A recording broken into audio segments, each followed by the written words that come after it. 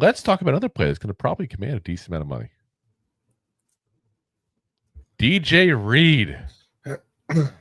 So obviously, Giants fans tend to hear a lot on the Jets because of the fact that New York area is the way it is. You kind of get stuck when watching the Jets games as well. It's not so fun. I remember those days all too well.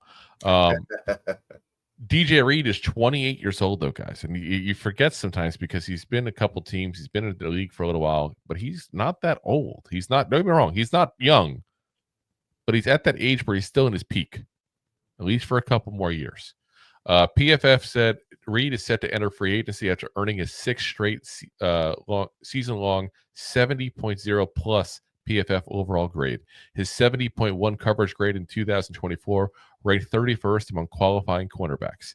He excelled in PFF's advanced matrix, boasting a 51.28 lockdown percentage. On the year last year, 14 games, all starts, 64 tackles, 4 tackles for loss, a sack, QB hit, and 11 passes deflected. That's a lot of goddamn passes deflected, by the way, guys. Yes. That's an impressive amount.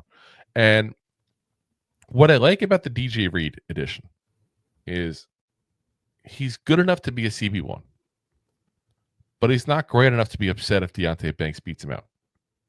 And that's if you are Giants front office, you want Deonte Banks to win that CB1 role because you drafted him. You drafted him in the first round. You traded down a spot to get him even.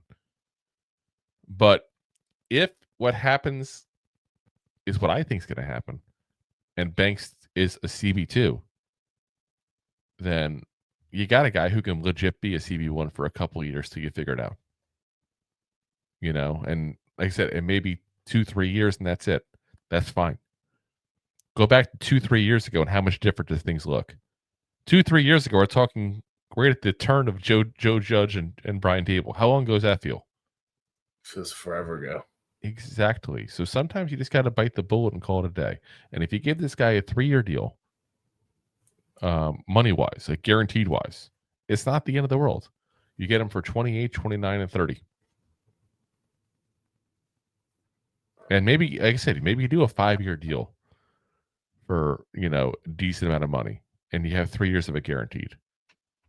He's happy. Yeah. You got a good player. You got a guy who's used to also mentoring. He was a big mentor for Sauce Gardner, obviously, with the Jets. Maybe Banks will listen to him. Who knows? That's the question. I don't know if Banks will listen to anybody right now.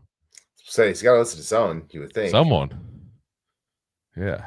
But like I said, I think it takes a lot of pressure off Banks while not taking out the possibility of Banks staying CB1 if he outplays him in camp.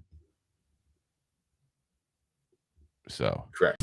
If you like that clip, then you will love the full episodes too. Find us on your favorite podcast app and look for us on all your favorite social media platforms.